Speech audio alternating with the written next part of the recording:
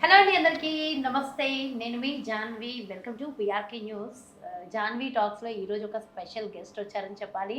So తను నిజంగా చాలా చాలా స్పెషలే. మోటివేషనల్ స్పీచెస్ విపరీతమైన వైరల్ అవుతున్నటువంటి ఒక వీడియో. కేవలం మోటివేషనల్ వీడియో వైరల్ అవ్వడమే కాదు, సీరియల్ యాక్టర్ కూడా తను. అంటే చాలామందికి తెలుసు, చిన్ని సీరియల్లో negative role, Lohitha character role చేస్తూ ఎంతో మందితో ఆన్ స్క్రీన్‌లో తిట్లు తింటూ, ఆఫ్ స్క్రీన్‌లో మాత్రం ప్రతి ఒక్కళ్ళ బ్లెస్సింగ్స్ అందుకుంటుంది. తనే సోహాని, శ్రీ సోహాని ఈరోజు మన జాహ్నవి టాక్స్‌లో స్పెషల్ గెస్ట్‌గా మన టాక్ షోకొచ్చేసారు. మరి ఒక్కసారి సోహానితో చక్కగా డీటెయిల్డ్‌గా మంచి మంచి విషయాలన్నీ కూడా షేర్ చేసుకొని, తన నాలెడ్జ్‌ని కూడా ఇప్పుడేమైంది అప్డేటెడ్ టాపిక్స్ అన్నీ కూడా మనం ఒకసారి మాటల్లో అడిగి తెలిసేసుకుందాం. హలో అమ్మ సోహాని. హాయ్, నమస్తే. నమస్తే అక్క. యెస్. ఎలా ఉన్నావు? నేను బాగున్నాను, మీరెలా ఉన్నారు? సూపర్‌గా ఉన్నానన్న. దాదాపు 4½ ఇయర్ తర్వాత మనం కలిసాం కదా! సో ఎలా అనిపిస్తుంది 4½ ఇయర్స్‌లో? అసలు నీ జర్నీ చెప్పక్కర్లేదు. Next level. అప్పటికే ఊహలు గుసగుసలాడే సీరియల్‌లో నెగెటివ్ రోల్ అప్పుడు గూడా. అసలు అవునవును. చిన్నీలో అయితే లోహిత క్యారెక్టర్ అదరగొట్టేస్తున్నావు. యాక్చువల్‌గా నేను సీరియల్స్ అసలు చూడను. నీ గురించి చూడాల్సొస్తుంది. ఏంటసలు బయట నువ్వేంటి? ఈ సీరియల్‌లో ఏంటి? ఓకే. ఫస్ట్ అసలు నీ ఇంట్రడక్షన్ ఇచ్చేయి. ఈ 4½ ఇయర్ జర్నీని సింపుల్‌గా ఒకసారి మాతో షేర్ చేసుకోమ్మా. నేను ఫస్ట్ ఇంటర్వ్యూ అక్క జాహ్నవి అక్క ఫస్ట్ ఇంటర్వ్యూలోనే చేశాను. సో, అదే నా ఫస్ట్ ఇంటర్వ్యూ. దాని తర్వాత ఇన్ని రోజుల తర్వాత కలిసినందుకు చాలా హ్యాపీగా ఉంది. ఓకే. నాకు కూడా చాలా హ్యాపీగా ఉంది. ఈరోజు నువ్వు రావడంతోనే స్వీట్ కూడా తిన్నాం కదా మనం. After long time. చెప్పు అసలు ఈ మధ్యన అంటే ఎస్పెషల్లీ ఈరోజు నా ఇంటర్వ్యూకి సోహానిని పిలవడానికి ఒక రీజన్ ఉంది.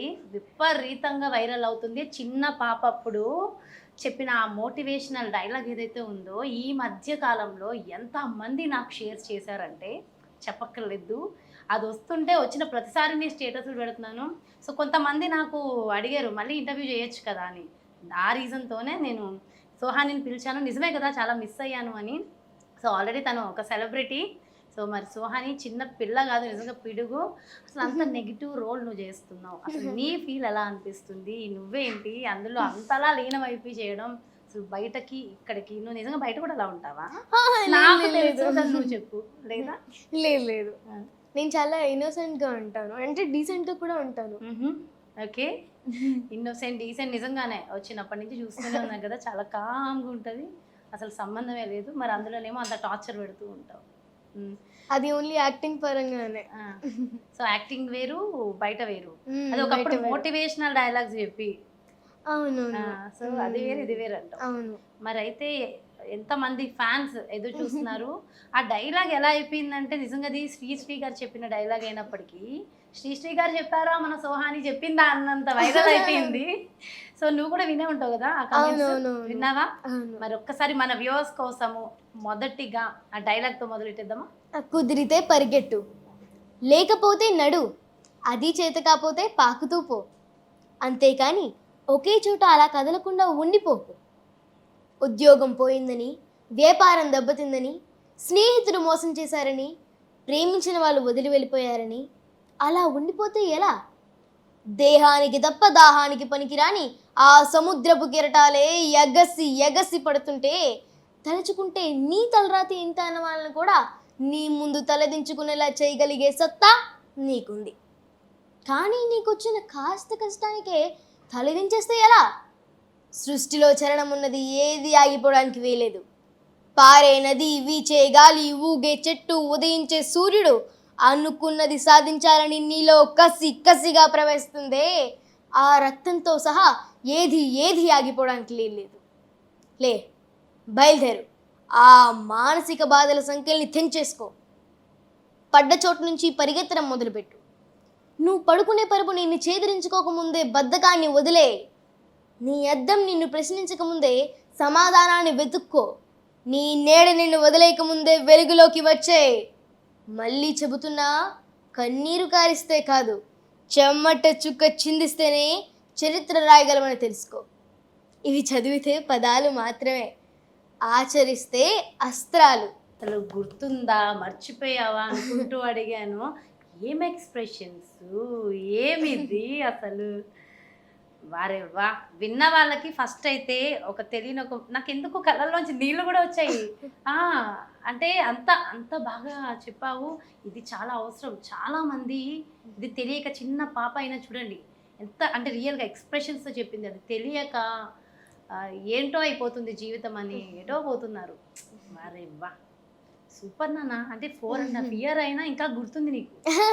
అవును, గుర్తుంది. సో, నువ్వు కూడా ఫాలో అవుతావు. ఇంకెవరికైనా చెప్తుంటావా రెగ్యులర్‌గా ఇలాంటి డైలాగ్స్? యాక్చువల్లీ ఇది అందరూ అనుకుంటారు నాది నేనే ఓన్‌గా క్రియేట్ చేసుకున్నానని చెప్పేసి.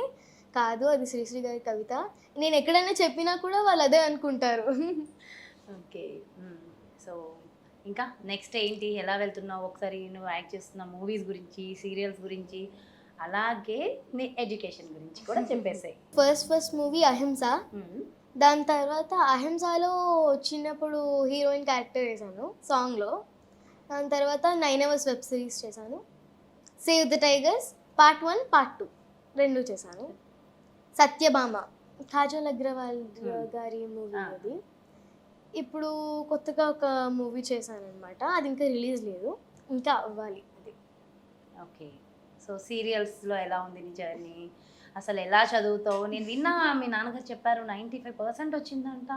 98% 98%ఆ? చూడండి.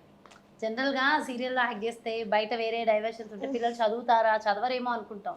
98% అంటారు. Really great. ఎలా ఎలా మేనేజ్ చేస్తావు రెండు?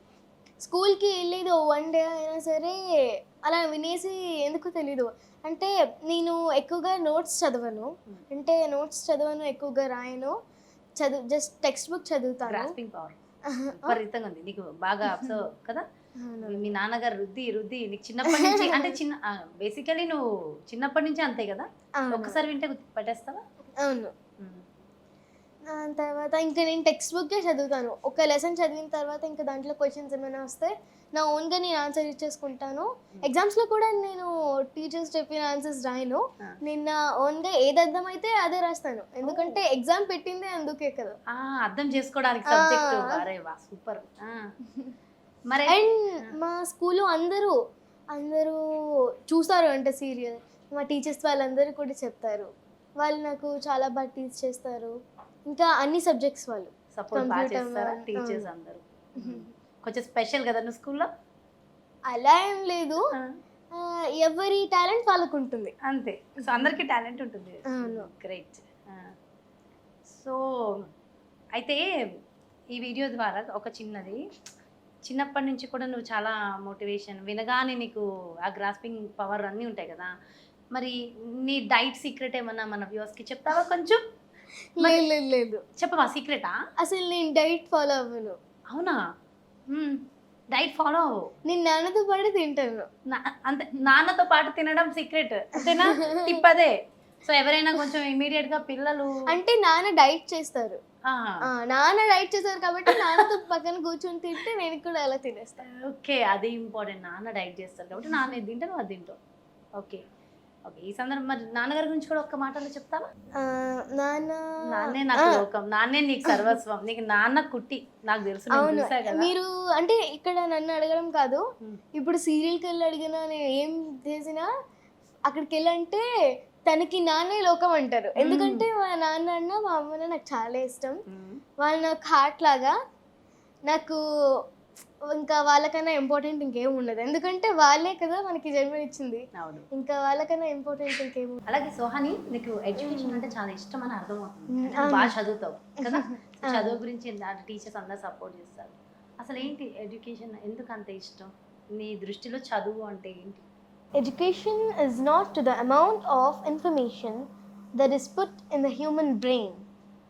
It must have man-making, character-making, and life-building assimilation of ideas. Then only by means of the education, something can be gained in the world. Most probably, students are totally ignoring about it. What is real education? What is knowledge? See, knowledge is an ocean in which we are nearly 1 or 2 drops. To get the knowledge, we must have contact with the immutable personality. అంటే ఒక education ఇంకా knowledge కూడా ఉంటుంది. ఏంటి difference? Education అన్నది ఒక అంటే మనం అది మనీతో కొనేది కాదు. ఎడ్యుకేషన్ అన్నది మనం నేర్చుకుంటే వచ్చేది. ఓకే. మరి ఇప్పుడంతా స్కూల్ ఫీజులు కట్టి మనీతోనే కొంటున్నాం అంటున్నారు. అది మన ఫీ. మనం ఎలాగ చదువుకోవాలి, ఎక్కడ ఉండాలి అనే దానికి కొంటున్నాం. కానీ ఆ ఎడ్యుకేషన్‌ని మనం కొని మన బ్రెయిన్‌లో పెట్టుకోవడం లేదు. That's great. ఇంకొకటి నాకు ఎడ్యుకేషన్ అంటే ఎందుకంటే అంత ఇష్టం. పెన్సిల్ గానీ, కార్ గానీ మన దగ్గర ఏ థింగ్స్ ఉన్నా సరే ఎవరో ఒకరొచ్చి మన వాటిని తీసుకెళ్ళొచ్చు. లేకపోతే మనకి చెప్పకుండా దొంగతనం చేయొచ్చు. యెస్. కానీ ఎడ్యుకేషన్ అయిన తర్వాత, నాలెడ్జ్ అయిన తర్వాత దాన్ని ఎవరు స్టోల్ చేయలేరు. సూపర్. దాని గ్రేట్ తర్వాత ఆన్సర్. నాలెడ్జ్ అన్నది ఒక ఓషన్ లాంటిది. అదొక సముద్రం లాంటిది. అది నేర్చుకోవాలి అంటే చాలా చాలా చాలా నేర్చుకోవాలి. అంటే మనం దాంట్లో ఒక 2 డ్రాప్స్ అంటే 1 డ్రాప్ కూడా కాదు. దాంట్లో హాఫ్ డ్రాప్. అది ఎప్పటికీ ఎండ్ అవ్వదు. ఆ ఎడ్యుకేషన్ అనేది ఇంకా పెరుగుతూ ఉంటుంది కానీ అది ఎండ్ అవ్వదు. ఇంత చిన్న వయసులో ఇంత నాలెడ్జ్ గెయిన్ చేసావు కదా, ఎవరు నేర్పిస్తారు ఇదంతా నీకు? ఎడ్యుకేషన్ కోసం అంటే అలా నేర్చుకుంటున్నప్పుడు అనిపిస్తుంది వావ్ ఎంత బాగుంటుంది అని. అంటే ఎందుకో ఎగ్జాంపుల్స్ కూడా అలానే వస్తూ ఉంటాయి. సో నువ్వేమైనా అంటే తెలుసుకోవాలనుకున్నప్పుడు అన్ని ఇట్లాంటివే చదువుతూ అవును. ఉంటావా? వింటుంటావా వీడియోస్ ఇవన్నీ? వీడియోస్, మోటివేషనల్ వీడియోస్ ఉంటాయి. ఇంకొకటి ఫోన్లో కూడా గేమ్స్ ఆడాను. నాన్న అడిగాడు కావాలంటే ఫోన్లో కూడా గేమ్స్ గేమ్స్ ఆడాను. ఆడవా? పిల్లలు ప్లీజ్ నేర్చుకోండి. ఈ రోజుల్లో పిల్లలు గేమ్స్ ఆడకుండా ఉండలేకపోతున్నారు. మరి నువ్వెలా కంట్రోల్ చేసుకుంటున్నావు? అది అంటే మరి నాకు తెలీదు ఎందుకో నాకు అసలు అలవాటే కాలేదు. అవును అలవాటే కాలేదు. అంటే అంటే చూసినా సరే ఎడిక్ట్ అవ్వలేకపోతున్నా. ఒకవేళ ఆడవని అలాంటి వాళ్ళు నీకు ఇచ్చినా నువ్వు ఎడిక్ట్ అవ్వవు. అవును. Okay. So first of all parents ఇవ్వకూడదు అది తప్పు. అవును.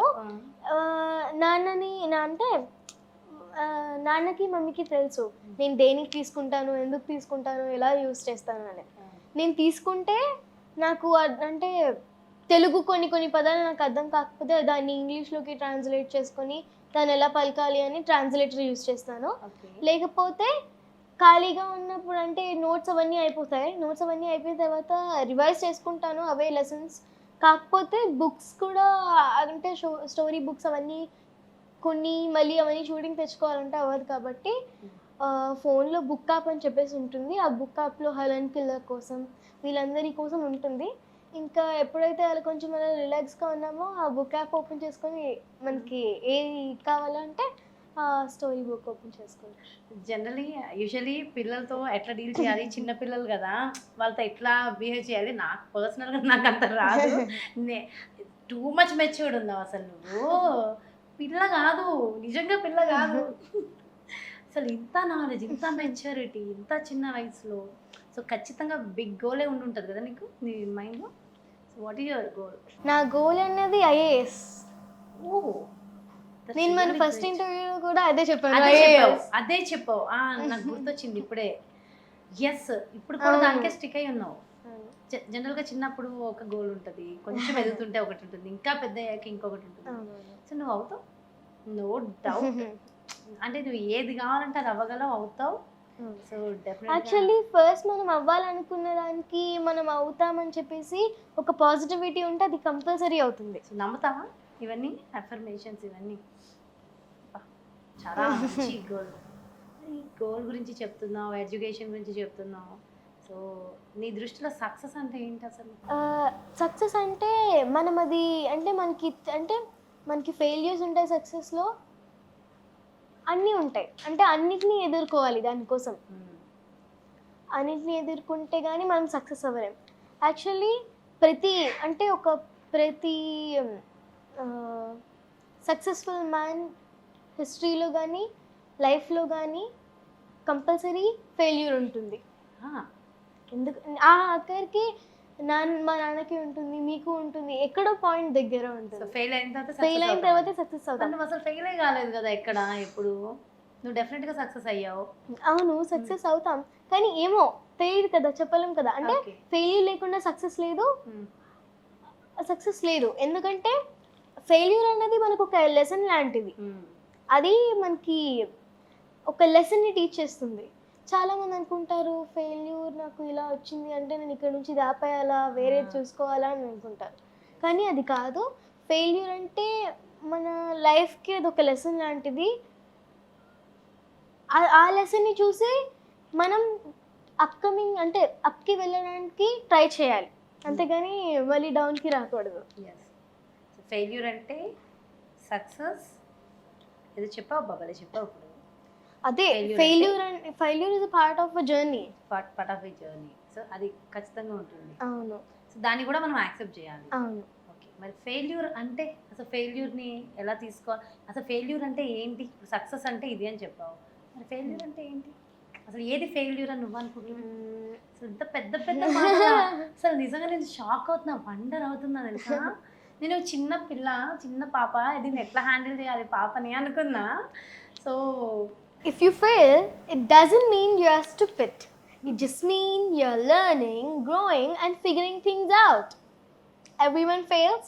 Every successful person has faced failure at some point. What matters is what you do next.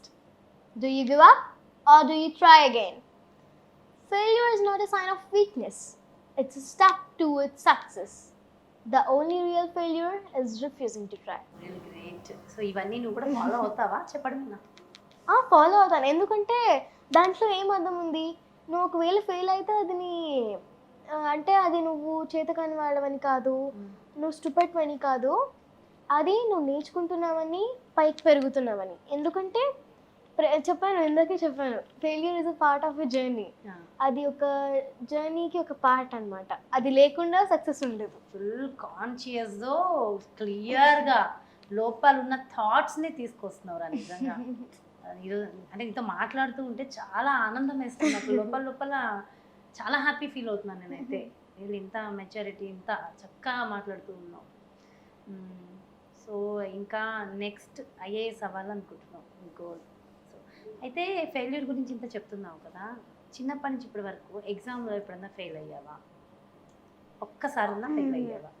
నాకు తెలిసినంత వరకు నేను ఫెయిల్ అవ్వలేదు. ఎప్పుడైనా ఫెయిల్ అయ్యాను అనుకున్నావా అసలు?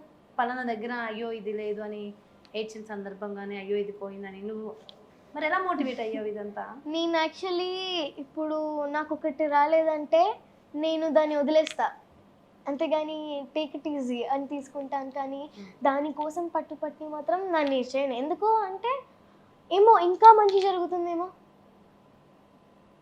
దానికన్నా ఇంకా మంచిది వస్తుందేమో, ఏది జరిగినా మన మంచి కోసం అని అనుకుంటే బాగుంటుంది. సో అని నీకు ఫ్రెండ్స్ ఉన్నారా? ఉన్నారు ఉన్నారు ఉన్నారు. ఎందుకు అంత డౌట్గా చెప్తున్నావు? యాక్చువల్లీ చెప్పాలంటే నాకు ఫ్రెండ్స్ ఎవరు లేరు మోస్ట్లీ చెప్పాలంటే. ఎందుకంటే నేను అంటే పీటీ టైంలో కూడా నాకు చదువుకోవడం అంటే ఇష్టం. అంటే చదువుకుంటూనే నేను ఎంజాయ్ చేస్తా, అదే ఒక గేమ్ లాగా తీసుకుంటాను నేను. కాబట్టి నాకు దానివల్ల ఫ్రెండ్స్ ఉండరు. యాక్చువల్లీ ఫ్రెండ్స్ ఉంటే ఏంటి, రా గేమ్ ఆడదాం, అది ఆడదాం అని అంటారు. కాబట్టి నాకు అవేం రావు. యాక్చువల్లీ ఇప్పుడు గేమ్ ఆడుకోవడం కూడా రావు. అనిపించట్లేదు నాకు ఫన్నే, నాకు కళ్ళ ముందు ఉంటే ఇంకా ఫన్ ఎందుకు అని అనిపిస్తుంది.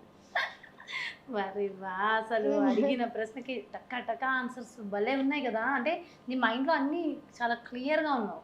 అవును. మరి స్కూల్ అట్మాస్ఫియర్ ఎలా అనిపిస్తుంటుంది నీకు? నీ స్కూల్లో ఫ్రెండ్స్ కామన్గా పిల్లలు కొట్టుకుంటూ ఉంటారు, తిట్టుకుంటూ ఉంటారు, ఇవన్నీ మరి ఇవన్నీ నీకేం ఉండవా? అవన్నీ నువ్వేమనుకోవా? నేను దేనికి లోపలికి దూరం అంటే వాళ్ళిద్దరు గొడవ పడుతుంటే గొడవ పడుతున్నారని మాత్రం వెళ్ళిపోతాను, కానీ వాళ్ళ మధ్యలోకి వెళ్ళి ఆపడానికి ప్రయత్నించను. ఎందుకంటే ఏమో నాతో ఎవరు గొడవ పడరు. సో నువ్వు కామ్గా ఉంటావు, నేను కామ్గా ఉంటాను, నేను పని నేను చేసుకుంటాను. ఒకవేళ నన్ను ఎవరు వచ్చి ఏమైనా అంటే పిలిచినా సరే వాళ్ళే పరిగెడతారు, కానీ నేను పరిగెట్టను. క్లాస్లో కూడా కారిడోర్లో నేను ఎప్పుడు పరిగెట్టలేదు. ఇప్పటికి వచ్చి నేను వాకింగ్ చేసుకుంటూ వెళ్ళాను. ఎస్పీకి ఒక్కసారి వెళ్ళాను, ఎందుకంటే ఆ రోజు జిమ్నాస్టిక్స్ చెప్తున్నారని చెప్పేసి వెళ్ళాను. సో అయితే నీకు అసలు ఏం స్కూల్లో పిల్లలతో గొడవలు అవి ఏం రావు? నీకైతే ఏం రావు? నాకనే కాదు, స్కూల్లో అందరం కలిసిమెలిసి ఉంటాము. ఎవరో అంటే అంత ఎక్కువగా ఎవరు గొడవ పడరు, అసలు గొడవే పడరు. అయినా అసలు యుద్ధాలు, గొడవలు, అల్లర్లు జరగడానికి కారణం ఏంటో తెలుసా అక్క? అవునా? అంటే జరగడానికి యుద్ధాల దాకా వెళ్ళిపోయావు అప్పుడే? నీకు తెలుసా? నువ్వు చెప్పు. అమ్మ ఇంత పెద్ద క్వశ్చన్ అడిగితే ఆన్సర్ ఉండే ఉంటుంది. ఎందుకంటే మనం సనాతన ధర్మాన్ని పాటించకపోవడం వల్ల. అంటే సనాతన ధర్మం కోసం మాట్లాడే అనుభవం వయసు నాకు లేకపోయినా మేధావులు చెప్పిన కొన్ని విషయాలను విని నాకు నచ్చి మీకు చెప్తున్నాను, తప్పుగా అనుకోకండి. సనాతన ధర్మం అంటే ఆది అంతం లేని ధర్మం. ఎందుకంటే ఈ సృష్టికి మూలం పరమేశ్వరుడు అంటే శివుడు అని అన్ని గ్రంథాలలో లిఖించబడినదే. ఆ సృష్టికర్తమైన పరమేశ్వరుడైన శివుణ్ణి వివిధ మతాల వారు వివిధ రూపాల్లో ప్రార్థిస్తారని అన్ని మత గురువులు ఎన్నో సందర్భాల్లో సోషల్ మీడియాలో యూట్యూబ్స్లో చెప్పారు. ఆ పరమేశ్వరుడే చెప్పబడిన వేదంలో ఉన్న ధర్మమే ఈ సనాతన ధర్మం. అంటే యోగ శాస్త్రం అంటే ఈ సూర్యుడు చంద్రుడు పంచభూతాలు ఎంత శాశ్వతమో ఈ సనాతన ధర్మం కూడా అంతే శాశ్వతం. సనాతన ధర్మం విశ్వాసాల పుట్ట కాదు, విజ్ఞానాల రాశి. సనాతన ఆచార వ్యవహారాలు మూఢనమ్మకాలు కావు, వైజ్ఞానిక ఆధారాలు. సనాతన ధర్మం యోగ శాస్త్రం, ధర్మశాస్త్రం, యంత్రశాస్త్రం, తత్వశాస్త్రం ఇలా అనేక రకాల శాస్త్రాలతో కూడినటువంటిది. మనిషికి జీవన విధానాన్ని నేర్పుతూ జీవిత లక్ష్యాలను చేరుకోవడానికి దోహదపడుతుంది. చాలామంది ఈ సనాతన ధర్మాన్ని హిందూ ధర్మం అని కూడా అంటున్నారు. అది నిజమే. ఎలా చెప్పు. ఎలా అంటే ఇక్కడ హిందూ అన్నది మతం కాదు. ఇక్కడ హిందూ అన్నది మతం కాదు. హిందూ అన్న పదం సంస్కృత పదం. సంస్కృతంలో దాని అర్థం ఏంటంటే హింసయాం ధూయతే హృదయం యస్యసే హిందూ. హింసయాం ధూయతే హృదయం యస్యసే హిందూ అంటే ఎవరైతే తెలిసి తెలిసి కలలో కూడా హింస చేయరో, ఏ ప్రాణికి హాని తలపెట్టరో వాళ్ళని హిందూ అని పిలుస్తారు. సనాతన ధర్మం అంటే సర్వమానవ సౌభ్రాతృత్వం. అంటే మానవులందరూ సోదరభావం కలిగి జీవించడం. సనాతన ధర్మంలో వసుదైక కుటుంబం మాత్రమే ఉంది. అంటే ప్రపంచమంతా ఒకటే కుటుంబంగా కలిసి జీవించడం అని చెప్తుంది. మనకున్న తత్వశాస్త్రం సర్వజీవులు సమానమే అని మనకి తెలియజేస్తుంది. అంటే సనాతనంలోనే సమానత్వం ఉంది. ఉదాహరణకి అన్ని వర్గాలు, అన్ని మతాలు, అన్ని జాతులలో ఎందరో యోగులు, మహాత్ములు, ప్రపంచాన్ని పాలించే ముఖ్యులు ఉన్నారు. ఈ సనాతన ధర్మం ముఖ్య ఉద్దేశం శాంతి, శాంతి, శాంతి. అందరూ శాంతంగా ఉండాలని. శాంతి ఎప్పుడు నశింపబడదు అన్న విషయం జీవం ఉన్న ప్రతి జీవరాశికి తెలిసినదే. సత్యం వద ధర్మం చర అంటే సత్యాన్ని పలుకు, ధర్మాన్ని ఆచరించు. ఇంతకన్నా గొప్పతనం ఏ ధర్మంలోని లేదు కనుక ఈ సనాతన ధర్మాన్ని అందరూ అధ్యయనం చేసుకొని ప్రపంచ శాంతి కొరకు కృషి చేస్తే ఇలాంటి యుద్ధాలు, గొడవలు, అల్లర్లు, కక్షలు ఏమీ ఉండకుండా ప్రపంచం అంతా హాయిగా ఉంటుంది. పెద్దలందరూ ఈ సనాతన ధర్మం కోసం మా భావి తరాలకు తెలియజేస్తే ప్రపంచం అంతా హాయిగా ఉంటుంది. ఇలాంటి యుద్ధాలు, గొడవలు, అల్లర్లు, కక్షలు ఏమి ఉండకుండా. అసలు ఇంత నాలెడ్జ్ మాటలు అయితే నాకు రావట్లేదు నిజంగా. తప్పులేమన్నా ఉంటే పెద్ద మనసుతో క్షమించండి. అయ్యో అయ్యో అయ్యో అసలు ఎంత ఎంత ఎంత బాగా చెప్పావమ్మా నిజంగా. చాలా పెద్దమ్మా, చాలా చాలా చాలా బాగా. అంటే ఏం మాట్లాడాలో కూడా నిజంగా నాకు రావట్లేదు మళ్ళీ. అంత బాగా చెప్పావు సనాతన ధర్మం గొప్పతనం గురించి. సో ఇంతటి పరిజ్ఞానం, అసలు ఇంత నాలెడ్జ్ ఎలా తెలిసింది? ఇదంతా ఎలా నేర్చుకున్నావు ఇంత విషయ పరిజ్ఞానం? సోషల్ మీడియాలో వాటిలో చూసినప్పుడు అలాగా ఓకే సనాతన ధర్మం అంటే ఇది అది అంటే దీన్ని ఇలా పాటించాలి అంటే మన భగవద్గీత అన్నిట్లో ఉంటుంది. యాక్చువల్లీ ఇక్కడ హిందూ అనేది మతం కాదు, ప్లస్ హిందూ అన్నది ఒక సంస్కృత పదం. సనాతన ధర్మం గురించి ఎంత గొప్పగా చెప్పావమ్మా. ఇందుకే మరి నీకే దేవుడు ఇష్టం? అందరూ ఒకటే అంటే అందరూ దేవుళ్ళే, అందరూ ఒకటే దేవుళ్ళు. మా ఇంట్లో కూడా అందరినీ పూజిస్తారు, అందరికీ దండం పెట్టుకుంటారు. కార్లో కూడా హిందూ, ముస్లిం, క్రిస్టియన్ 3 ఒకటే అని చెప్పేసి మేము విగ్రహాలలాగా చేసి పెట్టాం. సబ్కా మాలిక్ ఏక్. అవునవును.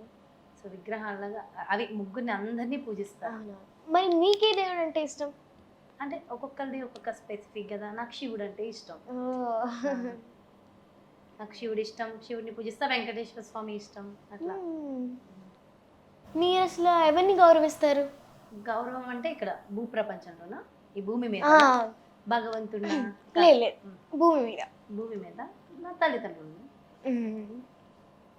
సో అందరూ తల్లిదండ్రుల్ని, జ్ఞానాన్ని ఇచ్చిన గురువుల్ని అని చెప్తారు.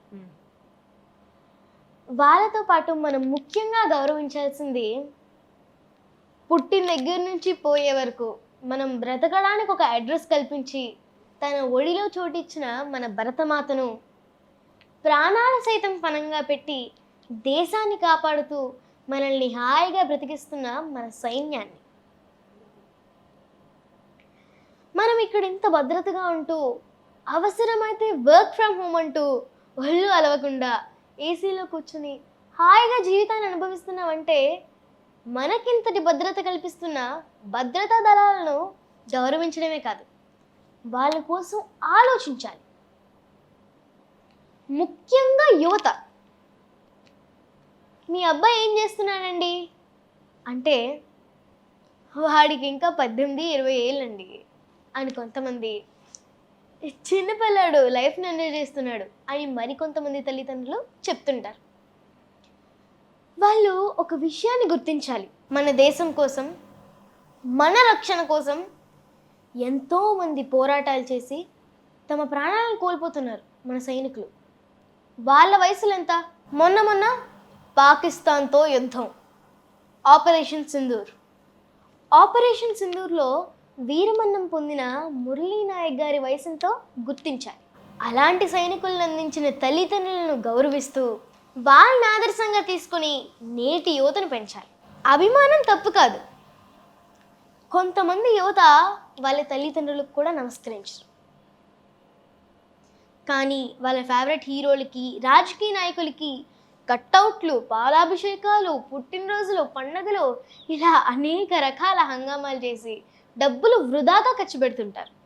వాళ్ళు ఏమన్నా మా పుట్టినరోజు చేయండి అని అడిగారా? లేదా మనం చేస్తే కానీ వాళ్ళు పుట్టినరోజులు చేసుకోలేరా? వాళ్ళకి ఆ స్తోమత లేదా? అదే డబ్బుని మీ హీరో పేరు మీదో, మీ రాజకీయ నాయకుడి పేరు మీదో ప్రతి సంవత్సరం మన రక్షణ దళ నిధిగా ఇస్తే మిమ్మల్ని చూసి ఆ హీరోలు, రాజకీయ నాయకులకి ఎనలేని ఖ్యాతిని, కీర్తిని తెచ్చిపెట్టిన వారు అవుతారు. మిమ్మల్ని చూసి అందరూ అదే బాటలో నడుస్తారు. మన దేశ సైన్యానికి వెన్నుముక్కగా నిలుస్తారు. మనకి దేశభక్తి ఎప్పుడు వస్తుందో తెలుసా? అంతర్జాతీయ క్రీడలైనప్పుడు, ఒలింపిక్స్, క్రికెట్ మ్యాచెస్, యుద్ధాలైనప్పుడు మాత్రమే. ఆ వారమో నెలో దేశభక్తి తన్నుకొచ్చేస్తుంది. జై భారత్, ఇండియా జిందాబాద్ అంటూ స్లోగన్స్తో అరుస్తూ ఊగిపోతాం. అసలు స్వతంత్ర సమరయోధులు అంటే మనమే అని ఫీల్ అయిపోతాం. జెండా లూపేస్తాం, అంతే, అయిపోయింది. చివరికి ఆ జెండాలను కూడా రోడ్డు మీద ఎలా పడితే అలా పడేస్తాం. అంటే మనందరికీ ఇన్స్టెంట్గా దేశభక్తి వస్తుంది, పోతుంది. అసలు ఇదంతా ఎందుకు జరుగుతుంది? మన కోసం, మన దేశం కోసం ప్రాణాలను త్యాగం చేస్తూ పోరాట పటిమ, పౌరుషం, దేశభక్తి మన సైనికులకి ఎక్కడి నుంచి వస్తుంది? అదే ట్రైనింగ్. మన దేశాన్ని ఎలా కాపాడుకోవాలి, మన దేశం యొక్క ప్రాముఖ్యతని ఎందుకు కాపాడుకోవాలన్న విషయాలపై అవగాహన కల్పించడమే కదా మన సైనికులకి ఇచ్చే ట్రైనింగ్. భారతదేశాన్ని కాపాడుకునే బాధ్యత మన సైనికులది మాత్రమే కాదు, భరతమాత ఒళ్ళో జన్మించిన ప్రతి పౌరుడిది. మనం టీవీల్లో, సోషల్ మీడియాలో, యూట్యూబ్స్లో, ఇంకా న్యూసెస్లో చూస్తున్నాం. గిన్నిస్ బుక్ రికార్డులు, వరల్డ్ రికార్డులు అతి చిన్న వయసులోనే, అంటే 5, 6, 7లో పిల్లలు అద్భుతాలు సృష్టిస్తున్నారు. అలాంటి మన భావితరాలకు స్కూళ్ళల్లో నామకే వాస్తు వందే మాత్రం, ప్లెడ్జు, జనగణమన మేరకిస్తే సరిపోదు. వాటి అర్థాలను క్షుణ్ణంగా చెప్తూ మన దేశాన్ని ఎందుకు కాపాడుకోవాలి, ఎలా కాపాడుకోవాలి, దానికి ఎలాంటి సాధన చేయాలి అనే విషయాలు పాఠశాల స్థాయి నుండే ట్రైనింగ్ ఇస్తూ మన దేశం కోసం, మన రక్షణ కోసం ప్రాణాలను త్యాగం చేస్తున్న వీర జవాన్ల చరిత్రలను ఒక సబ్జెక్ట్గా పెడితే మా భావితరాలు రాబోయే కాలానికి దేశభక్తి నిండిన గొప్ప సైనికులుగా, బాధ్యత కలిగిన పౌరులుగా తయారవుతారని నా ఉద్దేశం. అంతేకాదు, మనం నిత్యం ఎంతో కొంత డబ్బుని అనవసరంగా ఖర్చు పెడుతూ ఉంటాం. మన దేశ భద్రత కోసం ప్రతి భారత పౌరుడు ఒక నెలలో ఒక రోజు వచ్చే సంపాదనలో 50%, 50% దేశానికి రక్షణ నిధిగా ఇస్తే దేశ రక్షణకు కావాల్సిన వనరులను ఇంకా ఎక్కువగా సమకూర్చుకోవచ్చని నా ఉద్దేశం. దీంట్లో కూడా ఏమైనా తప్పులు ఉంటే పెద్ద మనసుతో క్షమించండి. యాక్చువల్లీ నేను ఇంత చెప్పడానికి కారణం ఏంటంటే మా తాతయ్య ఆర్మీ. మా తాతయ్య గారి పేరు శ్రీనాథ్ గారు. సో మా తాతయ్య 1971లో పోరాడారు, యుద్ధంలో పోరాడారనమాట. మా తాతయ్యే కాదు, మా బాబాయ్ కూడా, అమర్నాథ్ గారు. సో తను కార్గిల్లో పోరాడారు. తను కమాండర్ ఆఫీసర్. యాక్చువల్లీ నేను ఒక ఆర్మీ కుటుంబంలోంచి వచ్చిందని అంటే చెప్పుకోవడానికి చాలా గర్వంగా ఉంటుంది. ఒక ఐఏఎస్ కి కావాల్సిన లక్షణాలు నీలో కనిపిస్తుంది. అసలు అంటే అవుతాను అని జస్ట్ డ్రీమ్ చేయడం. యాక్చువల్లీ ఇంకోటి చెప్పాలి, ఇందాక ఐఏఎస్ అని మాత్రమే చెప్పాను. అంటే నాకు అనిపిస్తుంది, అంటే ఎప్పుడైతే ఆర్మీ కోసం తెలుసుకున్నానో ఓన్లీ ఐఏఎస్ మాత్రమే కాదు, ఐఏఎస్ అయిన తర్వాత దేశానికి సేవ చేసుకోవడం అనేది నాకు ఇంకా ఇష్టం. అది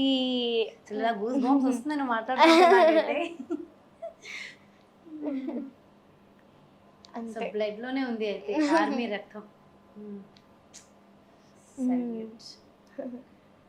చాలా బాగుంది ఒక్కొక్క మాట మాట్లాడుతూ ఉంటే. ఇంకొకటి ఇందాక వస్తున్నప్పుడు సోషల్ మీడియాలో ఒకటి వీడియో వచ్చిందనమాట.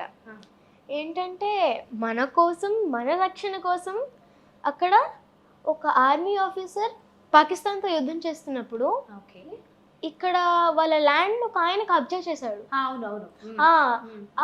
ఒక ఆయన ల్యాండ్ని కబ్జా చేస్తే పోనీ కబ్జా చేసిన తర్వాత వాళ్ళ తల్లిదండ్రులను కూడా కొట్టారు. చూసావా? అవును. అంటే మన కోసం ఇంతలాగా పోరాడుతున్నాయని ఇక్కడికి వచ్చేసి వాళ్ళ ల్యాండ్ కబ్జా చేయడం అంటే అది మన తెలుగు రాష్ట్రంలోనే జరిగింది. అదే ఆంధ్రాలోనే జరిగింది. అయితే చాలా బాధగా ఉంది అంటే అది చూసిన దగ్గర నుంచి. అంటే మన ఆర్మీని మనం గౌరవించాలి, ప్రభుత్వంకి మన ఆర్మీని గౌరవించాలి. ప్లస్ వాళ్ళు మన కోసం ఇంత కష్టపడుతున్నప్పుడు మనం వాళ్ళకు కూడా కొంచెం సెక్యూరిటీ ఇవ్వాలి కంపల్సరీ. ఎందుకంటే వాళ్ళు మన కోసం ప్రాణాలను కూడా లెక్క చేయకుండా కాపాడుతున్నారు. సో అందరి బ్లెస్సింగ్స్ మీకు ఖచ్చితంగా ఉంటాయమ్మా. సో అంటే ఎన్నో స్పిరిచువల్ ఇంటర్వ్యూస్ చేశాను, డివోషనల్ ఇంటర్వ్యూస్ చేశాను, కానీ కంప్లీట్గా ఈరోజు నువ్వు మాట్లాడింది చాలా డిఫరెంట్గా ఉంది. ఆధ్యాత్మికత అంటే డివోషనల్కే ఇంకొక అర్థాన్ని తీసుకొచ్చేసాను. చాలా బాగుందమ్మా నిజంగా. మీకు ఏ దేవుడు అంటే ఇష్టం చెప్పారు? నాకు శివుడు ఇష్టం కదా, అందుకని చెప్పేసి ఇప్పుడు నేను శివుడి మీద ఒక పాట పాడతాను. అంటే అది శివతాండవం. మాటలే కాదు, పాటలు కూడా వచ్చా? అది శివతాండవం అన్నమాట. అది ఎవరు పాడారంటే రావణాసురుడు పాడాడు. ఎందుకంటే రావణాసురుడు శివుణ్ణి కలుద్దాం అనుకున్నప్పుడు నంది ఎదురొచ్చినప్పుడు నాకే ఎదురొస్తామని చెప్పేసి కైలాస పర్వతాన్ని ఎత్తడానికి ట్రై చేస్తాడు ఆయన. ఒకేసారి శివుడు కైలాస పర్వతం మీదకి పాదం వేసేసరికి అది ఎలాగ కిందకి వెళ్ళిపోతూ ఉంటే ఆయన ఫింగర్స్ మొత్తం నలిగిపోతూ ఉంటాయి. అప్పుడు ఆ డివోషనల్ సాంగ్ ఆయన పాడారు. ఆ పాట కూడా వచ్చింది. జటాటవీగల జల ప్రవాహ పావిత స్థలే గలే వలంబ్యలంబితాంబుజంగ తుంగ మాలికాం ఢమఢమఢమఢమన్నినాదవడ్డమర్వయం చకార చండ తాండవం తనోతు న శివ శివం జటాకటాహ సంభ్రమ భ్రమన్నిలింప నిర్జరీ విలోల వీచి వల్లరి విరాజమాన మూర్ధని ఢమఢమఢమఢమన్నినాదవడ్డమర్వయం చకార చండ తాండవం తనోతు న శివ శివం జటాకటాహ సంభ్రమ భ్రమన్నిలింప నిర్జరి విలోల వీచి వల్లరి విరాజమాన మూర్ధని ధగద్ధగద్ధగజ్వలల్లలాటపట్ట పావకే కిశోర చంద్రశేఖరే రతి ప్రతిక్షణం మమ ధరాధరీంద్ర నందిని విలాస బంధు బంధుర స్ఫురత్తికం తసంతతి ప్రమోదమాన మానసే కృపాకటాక్ష ధోరణి నిరుద్ధరుద్ధరాపది క్వచిద్దిగంబరే మనో వినోదమేతుమస్తుని జఠాభుజంగ పింగళ స్ఫురత్మనామని ప్రభా కదంబ కుంకుమ ద్రవ ప్రలిప్త దిగ్వధూముఖే సహస్రలోచన ప్రభుత్య శేషలేఖ శేఖర ప్రసూన ధూళి ధోరణి విధూసరాంగ్రి పీఠభూ భుజంగరాజమాలయా నిబద్ధ జాట జూటక శ్రియాయ చిరాయ జాయతాం చకోర బంధు శేఖరః లలాట చత్వరజ్వలబ్ధనం జయ స్ఫులింగప నిపీత పంచసాయకం నమన్నిలింపనాయకం సుధామయూకలేఖయా విరాజమాన శేఖరం మహాకపాలి సంపదే శిరోజటాలమస్తునః कराल फाल पट्टिका दगद्धगद्धगज्वल धनञ्जयाहुतीकृत प्रचण्ड पञ्चसायके धराधरीन्द्र नन्दिनी कुचाग्र चित्रपत्रक प्रकल्पनैक शिल्पिनी त्रिलोचनी रतिर्ममा नवीन मेघमण्डली निरुद्धरुद्धर स्फुरत् कुहूनि सीदिनी तम प्रबन्धबद्धकन्दरः निलिम्प निर्झरीदगस्तनोतु क्रुद्धि सिन्दुर कलानिधार भंधुर श्रियं जगद्दुरंदरः प्रफुल्ल नील पंकज प्रपंच कालिम प्रभा वलंबिकं तकं दले रुचि प्रभद्र गंधरं स्मरच्चिदं पुरच्चिदं भवच्चिदं मखच्चिदं गजच्चिदां दगच्चिदं नमन्त गच्चिदं भजे अखर्व सर्वमंगला कला कदंब मंजरी रसप्रवाह माधुरी विजृंभना मधुव्रतं स्मरांतकं पुरांतकं भवांतकं मखांतकं गजांतकांतकांतकं तमंतकांतदं भजे जयत्वदभ्र विभ्रम भ्रमद्भुजङ्गमस्वसत् विनिग्रम प्रमस्फुरत् करालकालः व्यवाट् धिमिद्धिमिद्धिमिद्मनन् मृदङ्गतुङ्गमङ्गल ध्वनिक्रम प्रवर्तित प्रचण्ड ताण्डवः शिवः दृशद्विचित्रतल्पयोद्भुजङ्गमौक्तिकस्रजोल्गरिश्चरत्नलोष्ठयो सुहुद्धिपक्षपक्षयो तृणारविन्द्रचक्षुषो प्रजामही महेन्द्रयो समः प्रबुद्धिकः कदा सदा शिवं भजाम्यहम् कथानिलिम्प निर्झरि निकुञ्जकोटरे वसन् विमुक्तधुन्मतिः सदा शिरस्तमञ्जरिन् वहन् विलोललोललोचनोललाम भाललग्नक शिवेरिमन्तमुज्जरत् कदा सुखी भवाम्यहम् इमं हि नित्यमेव मुक्तमुक्तमोत्तमं स्तवं पठन् स्मरन् ब्रुमन्ननोदि शुद्धमेति संतकम् हरे पुरौ सुभक्तिमाश्रयामि नान्यधातवि विमोहनं विदेहिनं सुशङ्करस्य चिन्तनम् पूजावसानसमये दशवक्त्रं गीतं यशम्भुपूजलपरं पठति प्रदोषे तस्य स्थिरां रथगजेन्द्रतुरङ्गयुक्ता लक्ष्मीं सदैव सुमुखी प्रददाति शम्भुः. వైబ్రేషన్ బాడీలో అట్లా వచ్చేస్తుంది అంట చూడు, అనిస్తేషియా ఇచ్చినప్పుడు ఒక ఒక ఇది వస్తుంది. అవునవునవును. అలా తప్ప నాకు అది రావట్లేదు. ఫస్ట్ అనుకున్నాను పాట పాడతా అనగానే, అంటే నువ్వు మాటలు ఈ బేస్ వాయిస్తో డైలాగ్ చెప్తావు, అవునవును. అబ్బా ఇప్పుడు పాట పాడుతుందా, అంత అంత ఎంత పెద్దది ఉంటుందో అంత వినాలా అంటే అసలు ఫస్ట్ అనుకున్నా. అంటే దేవుడి పాట అనగానే ఇష్టమే, పాట పాడతా అనగానే ఎక్స్పెక్ట్ చేయలే. ఇంకా పాడాలని, ఇంకా పాడితే వినాలనిపిస్తుంది ఇప్పుడు నాకు. ఇంత బాగా పాడతావా, అబ్బబ్బబ్బబ్బబ్బా. ఇప్పుడు అంటే అందులో డివోషనల్ శివభక్తులకి ఎవరికైనా నాకు అవును. తెలిసి సాంగ్ విన్న తర్వాత అది ఉంటుంది. ఇంకా శివభక్తులు చెప్పక్కర్లేదు, అసలు ఎలా లీనమైపోయి ఆ పదాలు అందం, అసలు పాడుతున్నందుకు ఆ అందం వినసొంపు చెప్పక్కర్లేదు. నా భూతో నా భవిష్యత్తు ఇక్కడ వాడచ్చు ఖచ్చితంగా. ఇప్పుడు చాలా బాగుంది. డివోషనల్ పాడడం అది కూడా దేవుడిది. ఇప్పుడు బ్రీత్లెస్ పాడదాం. యాక్టింగ్ చేస్తావు, బాగా చదువుకుంటావు. సో అసలు నీకు టైం ఎక్కడ సరిపోద్ది, అసలు ఇంత పాట నేర్చుకోవడానికి ఎన్ని రోజులు ప్రాక్టీస్ చేసావు, ఎక్కడ నేర్చుకున్నావు, ఎలా నేర్చుకున్నావు? యాక్చువల్లీ నేను ఇది నా ఓన్గా నేర్చుకున్నాను. ఓన్గా నేర్చుకున్నావా? అంటే షూటింగ్కి సంగీతం వెళ్ళి సాధన ఏం లేవా, నేర్చుకోలేదా? లేదు లేదు లేదు. సంగీతం అంటే టైం సరిపోదు. అంటే షూటింగ్కి వెళ్ళినప్పుడు వచ్చినప్పుడు అలాగ కార్లో పాట పెట్టేసుకొని ఫోన్లో అలా వింటూ ఉంటాను. లేకపోతే చిప్ తెచ్చేసుకుంటాను. చిప్ తెచ్చేసుకొని ఇంకా కార్కి అలా పెట్టేసుకొని అలాగా పెట్టేసుకుంటాం అనమాట. సో ఎన్ని డేస్ పట్టింది నేర్చుకోవడానికి? అంటే నాకు తెలుగు చదవడం కూడా రాదు కాబట్టి విని రాదా తెలుగు చదవడం? అంటే ఇప్పుడు నేర్చుకుంటున్నాను. నేర్చుకో. ఇప్పుడు ఇలాంటి వాళ్ళు మన తెలుగు భాషని నిలబెట్టాలి ఖచ్చితంగా. ఒక ఎన్ని డేస్ అంటే ఒక త్రీ 3 డేస్. డేసా? అంటే ఫుల్గా అంటే మార్నింగ్ నుంచి ఈవినింగ్ వరకు నేను అలాగా ఫుల్గా ఉంటాను. అంటే సీరియల్స్ విన్న తర్వాత ఇంకా గ్యాప్ ఉంటుంది Gap కాబట్టి ఆ ఉన్నప్పుడల్లా గ్యాప్లో ఇంకా అలాగా నేర్చుకుంటూ ఉంటాను. ఒక 3 డేస్. 3 days. డేస్లో వచ్చేసింది. ఒక 3 full days. Days. Only spiritual songs నేర్చుకున్నావా? లేదు ఇంకా breathless songs. Okay. Breathless songs Kalpana garu పాడారు కదా బ్రీత్లెస్. సో అది కూడా వచ్చా? అబ్బో, సో బాగా ప్రాక్టీసెస్ చేసావు. ఎంతసేపు ఉంటుంది అది? సో డివోషనల్ సాంగ్ అంటే ఇదే కాదు, నీకు బ్రీత్లెస్ సాంగ్స్ ఇవన్నీ కూడా బాగా వచ్చు. సో అంటే నువ్వేంటంటే మహాసముద్రం లాంటి దానివి. సో ఒక ఓషన్, సో లిమిటెడ్ లేదు, అన్లిమిటెడ్.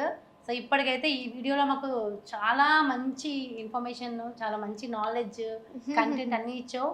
ఒక చిన్న సస్పెన్స్ అనేది మన వ్యూవర్స్కి ఉండాలి కాబట్టి ఆ బ్రీత్లెస్ సాంగ్ని, ఆ బ్రెత్లెస్ సాంగ్ని నెక్స్ట్ ఎపిసోడ్కి పోస్ట్ పోన్ చేద్దాం. ఓకేనా? ఖచ్చితంగా నెక్స్ట్ ఎపిసోడ్లో అది నాకు ఇవ్వాలి, మన జాన్వీ టాక్స్లోనే ఇవ్వాలి. ఓకేనా? సో సూపర్ నాన్న, I'm really very happy for you. ఇంత చిన్న పిల్ల ఈరోజు ఎంత, అప్పుడు కూడా అప్పుడు ఎలా ఉందో నాకైతే సేమ్ అలానే అనిపిస్తుంది, ఏం చేంజ్ లేదు. సో నాకైతే చాలా ఆనందంగా ఉంది, ఇంత నాలెడ్జ్, ఇంత టాలెంట్ ఉన్న నేను ఇంటర్వ్యూ చేయడం. So honey, I'm very happy for you. Thanks నాన్న, thank you so much. Thank you అక్క. సో ఇంత స్పిరిచువల్ చెప్పి ఇన్ని మాటలు చెప్పాక ఖచ్చితంగా నమస్తే పెట్టాలి. ఎస్, చూసారు కదా, మరి ఇది ఎక్సలెంట్ ఇంటర్వ్యూ కదా విత్ సోహాని. సో అందరికీ లోహితగా తెలుసు చిన్ని సీరియల్లో. అదే కాదు, నన్ను అడిగితే చిన్ని సీరియల్ కన్నా కూడా ఆ మోటివేషనల్ వీడియో మాత్రం అది హ్యూజ్ వైరల్ అయింది. కొన్ని లక్షల కోట్ల జనాభా అదైతే చూసారు. ఆ పాప ఇంటర్వ్యూస్ ఇప్పటికీ షేర్స్ అవుతూనే ఉంటాయి. సో విన్నారు కదా. సో ఈ వీడియోలో కూడా ఎక్స్క్లూజివ్ టాపిక్స్, అంటే ఎక్స్క్లూజివ్ కంటెంట్, నాలెడ్జ్ ఇదంతా కూడా వచ్చేసాయి. సో మీరందరూ కూడా ఈ ఫుల్ లెంత్ వీడియోని ఎంజాయ్ చేశారని హార్ట్ఫుల్గా కోరుకుంటూ మరో ప్రత్యేకమైన కార్యక్రమంతో సో మళ్ళీ మీ ముందుకు వచ్చేస్తాను జాహ్నవి టాక్స్ విత్ బీఆర్కే న్యూస్లో.